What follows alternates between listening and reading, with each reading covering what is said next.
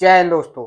कैसे हो आप सभी लोग? उम्मीद है मस्त और बिंदास होंगे और अपनी पढ़ाई को बहुत ही अच्छे से कर रहे होंगे। अपना जो ये नया बैच स्टार्ट हुआ है, जो मैथ से रिलेटेड जितने भी टाइप के कॉन्सेप्ट बनते हैं, जितने भी टाइप के लैंग्वेज के एग्जामिनर क्वेश्चन क्रिएट करता है, वो सभी सिलेबस को एक सिस्टमेटिक ऑर्डर में आप सभी लोगों को प्रॉपर तरीके से कंप्लीट कराना है। तो मैंने लास्ट के 2 सेशनों में आपके जो डाउट्स थे कि ये जो बैच होगा वो किस तरीके से होगा, ये जो बैच होगा वो किस किस वैकेंसी के लिए सफिशियंट है, यानी कि आपको पूरे के पूरे डाउट क्लियर करवाने की कोशिश की है। लास्ट के सेशन में मैंने ज्योमेट्री जो सबसे पहला टॉपिक था लाइन और एंगल, उसको स्टार्ट किया था, उसमें कुछ कॉन्सेप्टों को मैंने बताया था। तो उम्मीद है आप सभी लोगों ने उन कॉन्सेप्टों को प्रॉपर तरीके से देखा होगा, प्रॉपर तरीके से उनके नोट्स बनाए होंगे और समझने की कोशिश की होगी। इसी तरीके से अपना डेली टू डेली जो सेशन है वो आपको मिलेगा।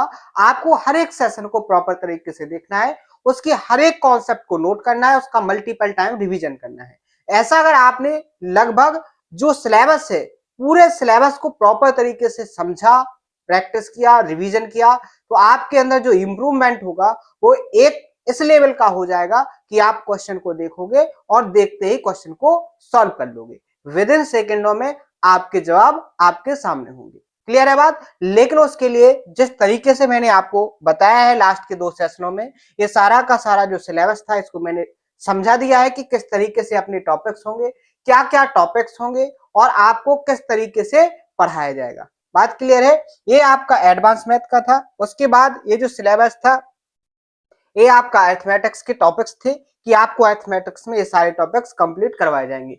हर एक टॉपिक से जितने भी टाइप के लैंग्वेज के क्वेश्चन क्रिएट होते हैं या एग्जामिनर पहले क्रिएट कर चुका है, जिससे आपका एक बे क्लियर हो जाए कि एग्जाम में कैसे क्वेश्चन क्रिएट किए जाते हैं, तो वो सारे के सारे क्वेश्चन आपको प्रैक्टिस करवाए जाएंगे। आपको हर एक कॉन्सेप्ट विद प्रूफ के साथ बताया जाएगा और आपको हर एक तरीके से परफेक्ट तरीके से एक सिलेक्शन लेने के काबिल बनाया जाएगा।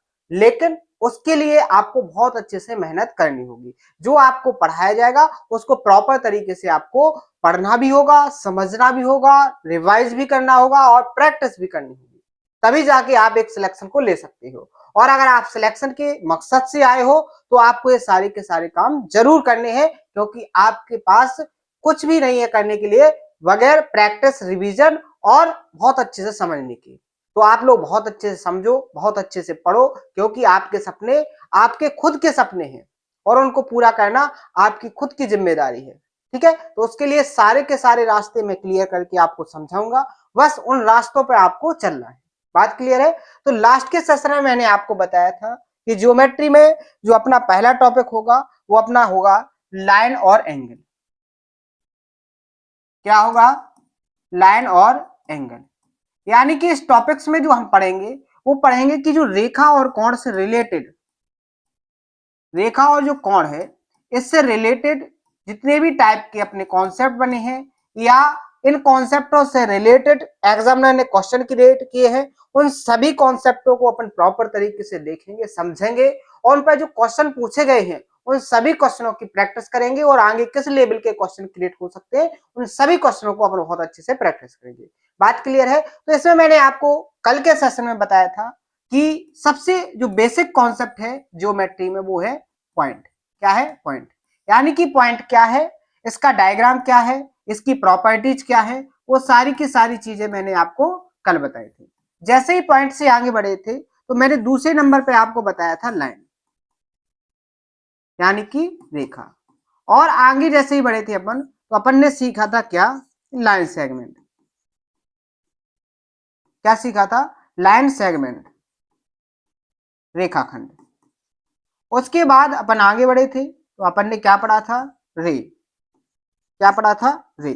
तो मुझे जब पढ़ाने के बाद ऐसा लगा कि आप लोग इनकी डेफिनेशन प्रॉपर तरीके से, बहुत सारे ऐसे स्टूडेंट हैं जो नहीं लिख पाएंगे, तो उसके लिए मैंने प्रॉपर तरीके से पीपीटी कंप्लीट की है, जिससे आपको और आसान हो जाए कि आपको बाइलिंगुअल लिखना है तो किस तरीके से लिखेंगे। अभी अपना स्टार्टिंग में है तो आपको प्रॉपर तरीके से हर एक चीज प्रोवाइड करवाई जाएगी, हर एक वर्ड को लिख के बताया जाएगा, लेकिन जैसे जैसे अपन आगे बढ़ते जाएंगे तो जो छोटी छोटी चीजें हैं उनको आपको खुद से लिखना है। लेकिन अभी आपका जो मोटो है कि हम कैसे लिखें, नोट्स कैसे बनाए, उस मोटो को पूरा करने के लिए, आपको एक वे देने के लिए मैंने सारी चीजें एक ऑर्डर में कंपाइल की हैं। तो उम्मीद है आपको बहुत पसंद भी आएंगी। जैसे सबसे पहले मैंने लिखा है पॉइंट। क्या लिखा है? पॉइंट। तो पॉइंट के बारे में आप डेफिनेशन लिख सकते हो, प्रॉपर तरीके से मैंने लिख के दी है कि आप इंग्लिश में लिखना चाहो तो इंग्लिश में लिख सकते हो, हिंदी में लिखना चाहो तो हिंदी में, आप जिस भी मीडियम से समझना चाहो उस मीडियम से समझ सकते हो। कैसे समझोगे वो सारी चीजें मैं आपको बहुत अच्छे से समझाऊंगा। जैसे मैंने कहा है कि पॉइंट क्या है, व्हाट इज पॉइंट, पॉइंट क्या है, तो आप लिख सकते हो कि जो पॉइंट है एक ऐसा फिगर है, the figure of which length breadth and height can not be measured in called a point. यानी कि अगर कोई ऐसा फिगर बनाया है ज्योमेट्री के अंदर जिसकी ना तो लेंथ नापी जा सकती है, ना ब्रेथ नापी जा सकती है, ना हाइट नापी जा सकती है, यानी कि ना तो उसकी ब्रेथ हो, ना हाइट हो, ना क्या हो, उसकी ब्रेथ हो, इस तरीके से अगर कोई डायग्राम बना है तो उसको आप क्या नाम दोगे? पॉइंट नाम दोगे। क्या नाम दोगे? पॉइंट। बात क्लियर है? इसको मैंने कल भी आपको बताया था, जैसे मैंने आपके सामने ये दिखाया है, ये क्या हो गया? पॉइंट। इसको हमेशा और हमेशा अंग्रेजी में जो कैपिटल लेटर होते हैं उनसे डिनोट करते हैं। जैसे इसको लिख सकते हो पॉइंट ए। अगर मैंने यहां पर ये रख दिया इस तरीके से तो ये हो गया आपका पॉइंट बी। बात क्लियर है? यानी कि पॉइंट क्या है ये बहुत अच्छे से आपको समझ में आ जानी चाहिए। जैसे ही अपन आगे बढ़ेंगे तो दूसरा नंबर किसका आया था? लाइन का। लाइन किसे कहेंगे, लाइन की डेफिनेशन क्या होगी, इसका डायग्राम क्या होगा, प्रॉपर तरीके से समझना है। जैसे यहाँ पर इंग्लिश में क्या लिखा गया है कि जो लाइन है, ये line is made up of an infinite number of points. यानी कि जो लाइन है वो अनंत बिंदुओं से मिलकर बना होता है। एक जो लाइन होती है वो अनंत बिंदुओं से मिलकर बना होता है, यानी बहुत सारे पॉइंटों से मिलकर, अगर बहुत सारे पॉइंटों को जोड़ दिया जाए तो वो किसका निर्माण करेंगे, किसको बनाएंगे, किस डायग्राम को बनाएंगे? वो बनाएंगे ज्योमेट्री में लाइन को। किसको बनाएंगे? लाइन को। बात क्लियर है? आगे जैसे ही बढ़ेंगे तो and it has only length, जिसकी क्या होती है? केवल और केवल लंबाई होती है। लाइन की केवल और केवल क्या होती है? लंबाई होती है, इसकी चौड़ाई नहीं होती है। ये line has no end point on either side, यानी कि इसके दोनों साइड, आइदर साइड का मतलब दोनों साइड, इनके कोई भी अंत बिंदु नहीं होते। इसको मैंने कल भी बताया था। जैसे बात करेंगे आपको डायग्राम से समझाने की, तो डायग्राम से आप लोग प्रॉपर तरीके से समझना। जैसे मैंने आपके सामने इस तरीके से एक लाइन खींची है, इसको ये बहुत सारे पॉइंट है, छोटे छोटे पॉइंटों से मिलकर क्या बन गई है? लाइन बन गई है। तो आप इस लाइन को इस तरफ भी कितना भी बढ़ा सकते हो, इस लाइन को आप इस तरफ भी कितना भी बढ़ा सकते हो, इसका कोई भी एंड पॉइंट नहीं होता है, और इस लाइन की कोई भी मोटाई नहीं होती है, केवल और केवल क्या होती है? लंबाई होती है। तो इस तरीके से आप समझ सकते हो कि लाइन का डायग्राम कैसे बनेगा। ये एरो मैंने किस लिए लगा दिए? जिससे आप लोग समझ जाओ कि ये दोनों तरफ क्या कर सकते हैं? इनफाइनाइट तक बढ़ा सकते हैं, अनंत तक दोनों छोरों को बढ़ाया जा सकता है।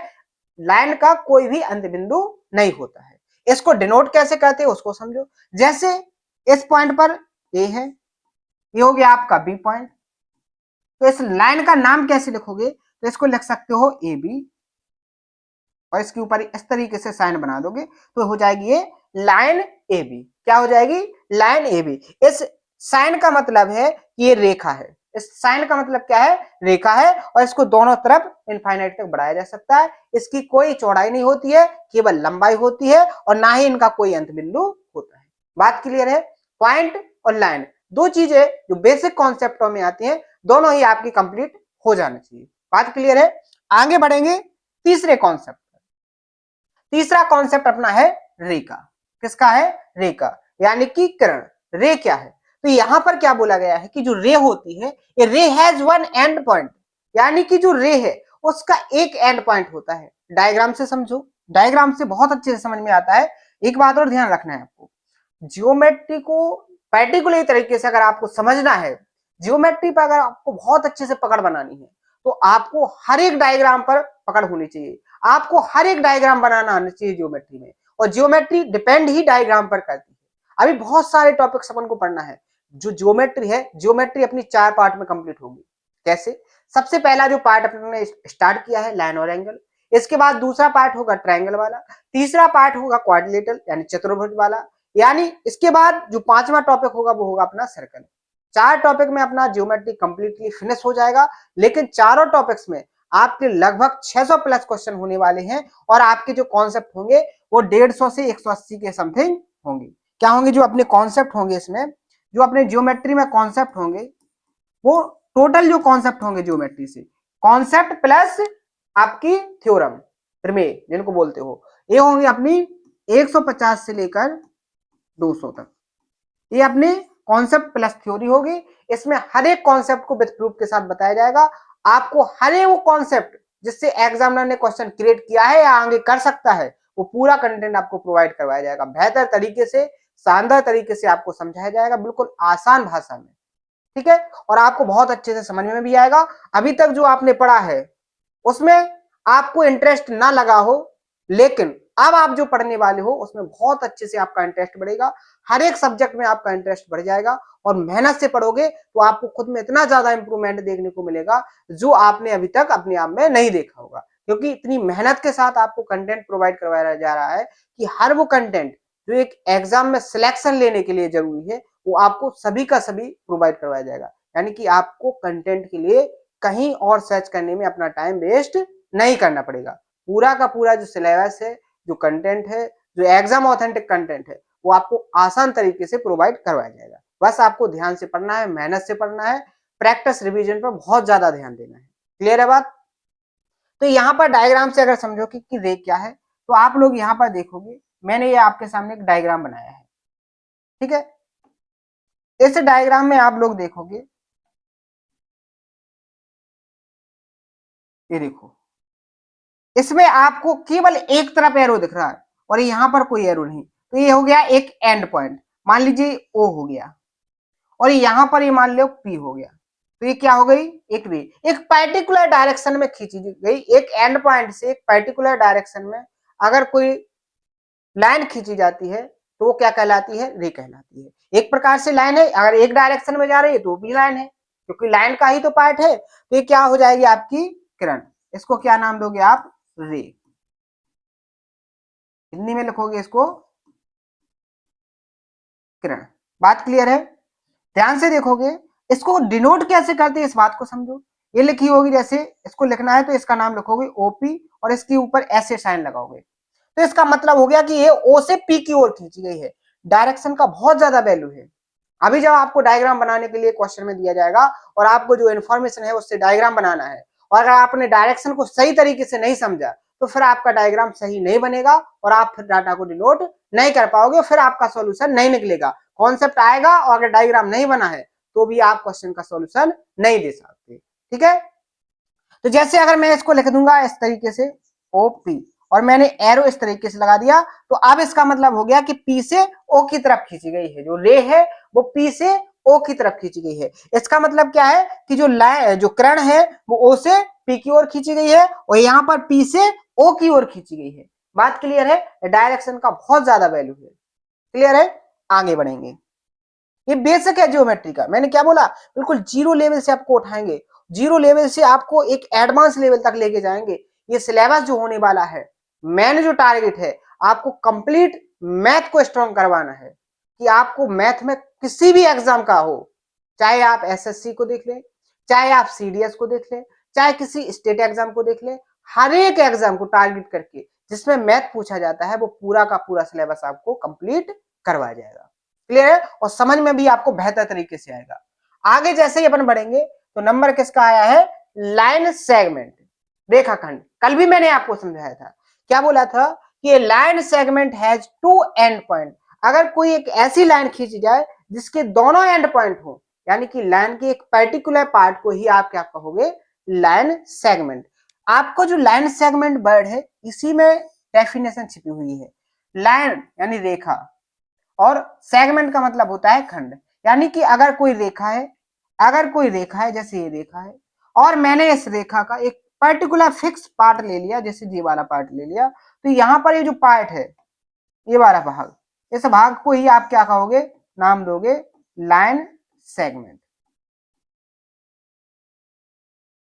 क्या हो जाएगा, लाइन सेगमेंट या रेखा खंड। बात क्लियर है कि नहीं? यहां 1% की प्रॉब्लम आपको नहीं होनी चाहिए। डन है यहां तक? आगे बढ़ जाए, आगे बढ़ जाए। Next topic, perpendicular line. यहां समझो, अब यहां से नया है परपेंडिकुलर लाइन।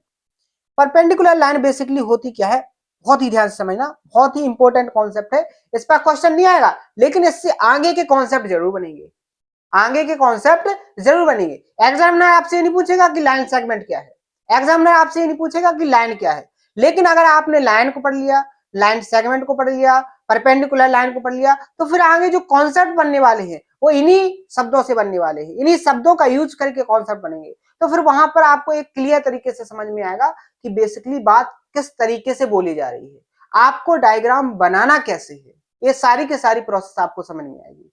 ठीक है, इसलिए आपका पूरा बेस स्ट्रॉन्ग किया जा रहा है। एक मकान बनाने के लिए आप सबसे पहले नी को मजबूत करते हो। अगर आपकी नी मजबूत हो गई, फिर उस पर 3 मंजिल 4 मंजिल कितना भी मकान बना लो, वो धसती नहीं है। तो इसी तरीके से आपका बेस क्लियर होना चाहिए। आपका अगर बेस क्लियर हो जाएगा तो आगे के कितने भी कैलकुलेटिव कॉन्सेप्ट बन जाए, कितने भी एडवांस लेवल के, टफ लेवल के कॉन्सेप्ट बन जाए, आपको बहुत आसान तरीके से समझ में आएंगे। और जब आपका बेस ही कमजोर रहेगा तो फिर आगे के आपको समझ में नहीं आएंगे। तो प्रॉपर तरीके से समझो, पेशेंस के साथ पढ़ो, सिलेबस को इस तरीके से करना है। आप यहाँ पर एक लॉजिक को समझ लो, क्योंकि बहुत सारे स्टूडेंट को डाउट होगा कि सर यहाँ से अगर आप उठाओगे तो बहुत ज्यादा टाइम लगेगा। टाइम नहीं लगेगा, अपन जैसे जैसे आगे बढ़ेंगे थोड़ी स्पीड बढ़ जाएगी। लेकिन यहाँ समझो, बहुत सारे स्टूडेंट सिलेक्शन से पीछे क्यों रहते हैं, उसका रीजन क्या है। जैसे बहुत सारे लोग क्या करते हैं, छोटी छोटी चीजों को स्किप करते हैं और सिलेबस को एक जो सिलेबस होता है वो क्या करते हैं 4 से 6 महीने में कंप्लीट करते हैं। ठीक है, ध्यान से समझना, वो 4 से 6 महीने में सिलेबस को खत्म कर लेते हैं। छोटी छोटी चीजें को वो स्किप कर देते हैं, वो सोचते हैं ये आती है मुझे। लेकिन रीजन क्या है, जब उनका सिलेबस हो जाता है फिर वो पीछे देखते हैं कि मुझे आ क्या रहा है, वो सारी चीजें गायब होती हैं, उनको कुछ भी नहीं आ रहा होता है। रीजन क्या है कि आपने वो छोटी चीजें पढ़ी ही नहीं है जो आपको आगे की चीजें सिखा सकती थी। बात समझ में आई? वो सारी चीजें आपने स्किप की हैं जिनसे आपको पकड़ बननी थी, जो आपको याद करवाने में हेल्प कर सकती थी। वो सारी चीजें आपने स्किप करके सिलेबस कर लिया 4 से 6 महीने में कंप्लीट। लेकिन पीछे मुड़ के देखा जब तो कुछ नहीं आ रहा, यानी आप फिर से जीरो पे पहुंच गए। तो उससे बेस्ट है कि आप अपने टाइम को 8 से 10 महीने का टाइम दीजिएगा। अगर आपने 8 से 10 महीने का टाइम मेरे साथ निकाल दिया तो फिर आपको जो मिलेगा वो कंप्लीट सिलेबस मिलेगा, कंप्लीट सिलेबस मिलेगा। क्या मिलेगा?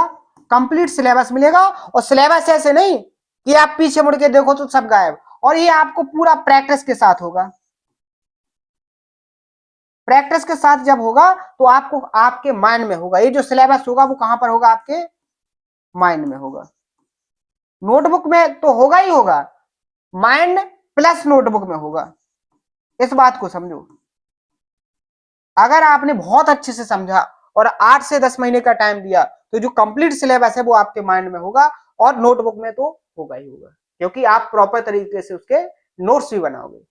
बात समझ में आई? तो समझो किस तरीके से पढ़ना है। आपको मल्टीपल टाइम सिलेबस ही कंप्लीट करना है कि एक बार सिलेबस करके सिलेक्शन लेना है? अगर सिलेक्शन लेना है तो ऐसे पढ़ो कि एक सब्जेक्ट को पढ़ने के बाद दोबारा उसको पढ़ने की जरूरत ना पड़े, केवल रिवीजन करो प्रैक्टिस करो, रिवीजन करो प्रैक्टिस करो। ठीक है। अब लेकिन बहुत सारे यहाँ पर जो उलझे हुए हैं, यहाँ पर ही 70% स्टूडेंट उलझे हुए हैं। 70% स्टूडेंट केवल इस डायरेक्शन में काम कर रहे हैं, वो सिलेक्शन से हमेशा बाहर रहते हैं, उनका सिलेक्शन कभी होता ही नहीं है। सिलेक्शन होता है इन लोगों का कि वो 8 से 10 महीने आराम से बिना कोई शोरगुल किए आराम से पढ़ते हैं, पूरा सिलेबस करते हैं, फिर उसका मल्टीपल टाइम रिवीजन करते रहते हैं और उसकी प्रैक्टिस और सिलेक्ट हो जाते हैं। ये है तरीका सिलेक्शन लेने का, और ये ऊपर वाला तरीका है लोगों को बताने के लिए कि मैंने 4 से 6 महीने में ही सिलेबस खत्म कर लिया और अब फिर से सिलेबस करना है। ये दिखाते रहते हैं कि हाँ हम पढ़ रहे हैं 4 साल से 5 साल से, ये दिखाने वाले होते हैं। सिलेक्शन वाले ये होते हैं। ठीक है, बात करेंगे अपने पॉइंट पर कि अपन कौन से कॉन्सेप्ट पर पढ़ रहे थे। तो अपना कॉन्सेप्ट चला रहा था कौन सा, परपेंडिकुलर लाइन का। तो यहां पर आपको समझना है कि जो परपेंडिकुलर लाइन होती है, इसमें 2 lines which lie in a single plane, एक समतल में 2 लाइन इस तरीके से मिलाई जाए कि वो intersect each other right angle, कि वो दोनों को जब काटे तो 90 एंगल वाले कोण पर काटे। जैसे यहां पर मैंने क्या काम किया, 2 लाइन को लिया मैंने, एक लाइन यहां पर ली, डायग्राम से समझोगे बेहतर तरीके से आएगा। एक लाइन ये ली और दूसरी लाइन इस तरीके से ली।